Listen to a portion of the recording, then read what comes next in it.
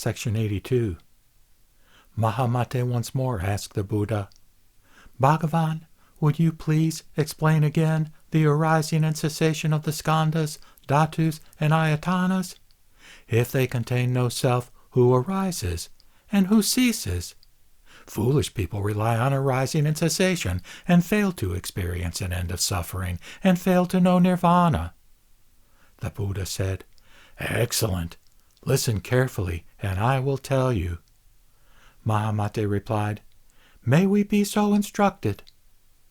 The Buddha said, The Tathagata-garbha is the cause of whatever is good or bad and is responsible for every form of existence everywhere. It is like an actor who changes appearances in different settings, but who lacks a self or what belongs to a self. Because this is not understood, followers of other paths unwittingly imagine an agent responsible for the effects that arise from the threefold combination. When it is impregnated by the habit energy of beginningless fabrications, it is known as the repository consciousness and gives birth to fundamental ignorance along with 7 kinds of consciousness. It is like the ocean whose waves rise without cease. But it transcends the misconception of impermanence or the conceit of a self, and is essentially pure and clear. The 7 kinds of thoughts of the remaining forms of consciousness, the will, conceptual consciousness, and the others, rise and cease as the result of mistakenly projecting and grasping external appearances. Because people are attached to the names and appearances of all kinds of shapes, they are unaware that such forms and characteristics are the perceptions of their own minds, and that bliss or suffering do not lead to liberation. As they become enveloped by names and appearances, their desires arise and create more desires, each becoming the cause or condition of the next. Only if their senses stopped functioning and the remaining projections of their minds no longer arose, and they did not distinguish bliss or suffering, would they enter the samadhi of cessation of sensation and perception in the 4th dhyana heaven.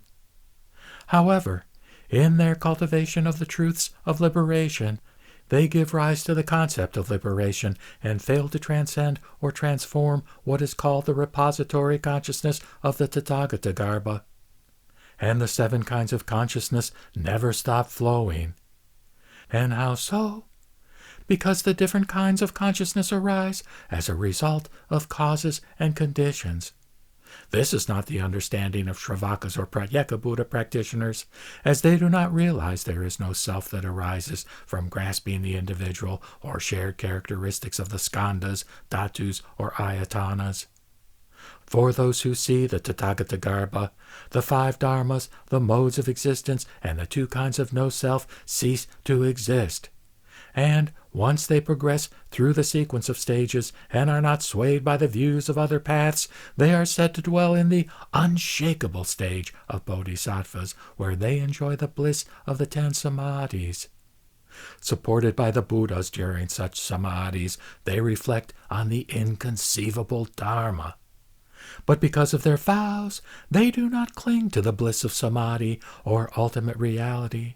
And by means of the personal realization of Buddha knowledge, which is not among the practices of Shravakas, Pratyeka Buddhas, or followers of other paths, they complete the 10-stage path of the lineage of sages, and they acquire bodies of knowledge and projection that transcend samadhi. Therefore, Mahamati, bodhisattvas who seek the highest goal should purify what are called the Tathagata-garbha and the repository consciousness. Mahamate, if there were nothing called the repository consciousness, the Tathagata-garbha would neither arise nor cease.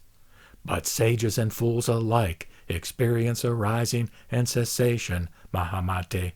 Therefore, practitioners who cultivate the personal realization of Buddha knowledge dwell in the bliss of whatever is present and do not abandon their practice.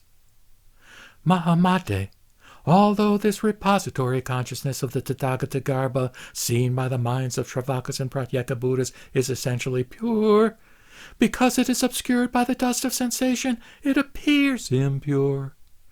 But not to Tathagatas. To Tathagatas, Mahamate, the realm that appears before them is like an amala fruit in the palm of their hand. Mahamate, I have used my spiritual power to support Queen Shramala and other bodhisattvas of deep wisdom to explain the meaning of what are called the repository consciousness and the Tathagata Garbha, which appear together with the 7 other kinds of consciousness, so that those Shravakas still attached to them might see that persons and dharmas are without a self. Thus, supported by the power of the Buddha, Queen Shramala explained the realm of understanding of Tathagatas, and not the realm of understanding of Shravakas, Pratyeka Buddhas, or other paths.